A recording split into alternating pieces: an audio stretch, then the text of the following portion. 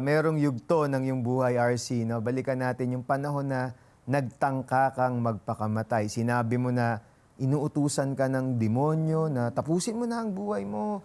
Sa tingin mo, paano nakapasok sa iyong pag-iisip ang mga ganitong boses? Magandang tanungin to.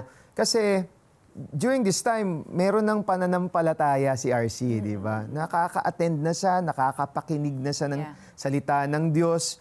Ano yung masasabi mo na naging sanhi nito? Na meron pa rin pwede palang pumasok na masasamang salita sa atin?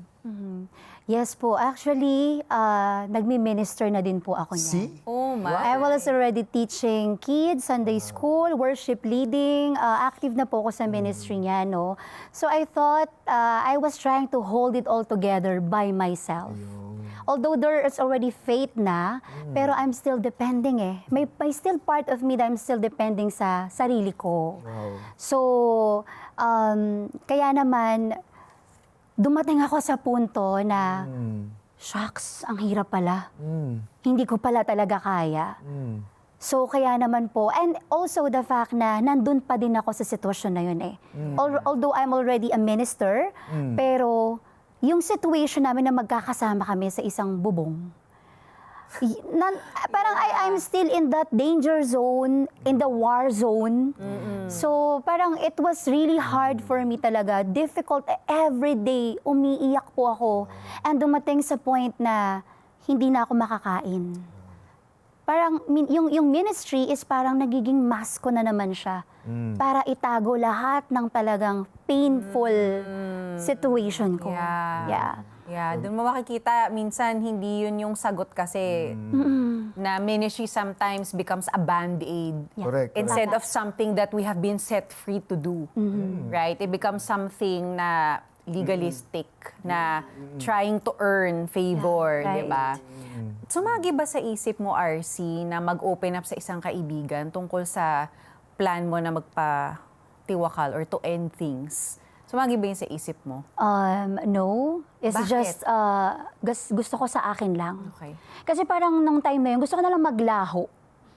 Ayoko na lang, kung dati gusto kong ma-seen, this time, ayoko nang makita ng kahit sino.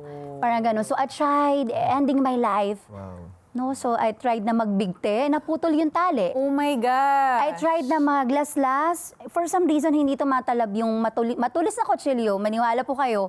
Wow. So, kinakat ko yung sarili ko, hindi siya nagkakat. Talaga? And then, yung last time na ini-stab ko na yung sarili ko, wala akong maramdaman. No? So, That's supernatural. Supernatural. I was Yes. about to say, that's supernatural. Right. Totoo po talaga. And every time, what's more parang nakaka-amaze dito is every time na I try to do it, dumarating bigla yung anak ko. Parang, for some mama, parang yun ang naging wake-up call ko na stop it. Parang naging instrument sila ng Lord talaga. Yeah, wow. Na hindi Galing. matuloy. Supernatural protection talaga ni God. Na, hindi pa ako tapos sa'yo. No, ang daming times ng buhay ni RC, no, Sonja, na nakita natin kung paano pinilit ng kaaway wasakin yung Right. unity. Mahiwalay siya sa anak niya, nagtagumpay yung kaaway sa isa, pero nung lumalaki yung mga anak niya, pinipilit ihiwalay sa kanya. RC, kung sakaling wala sa piling mo ang iyong mga anak ngayon, sa tingin mo, itutuloy mo ang tangka mong kitilin ang sarili mong buhay? Most probably, yes. Grabe, no? Bakit? Yes. Ba't mo nasabi? Kasi parang nung time na yon sila yung hope ko eh. Parang nag-fail ako sa relationship. Pero this time, sabi ko, hindi pwedeng mangyari sa mga anak ko to. Hindi pwedeng mawalan sila ng nanay. Kasi naranasan ko po na mawalan ng parents, mawalan ng dad, and eventually nanay. Mahirap. And ayoko maranasan nila yun. Kumbaga, nagising ka. Nagising ako, sobra. Mas naging malawak na yung pananaw niya sa buhay. Yes. Na sabi niya, ang ganda nung sinabi kanina ni RC, na dati gusto niyang magpapansin.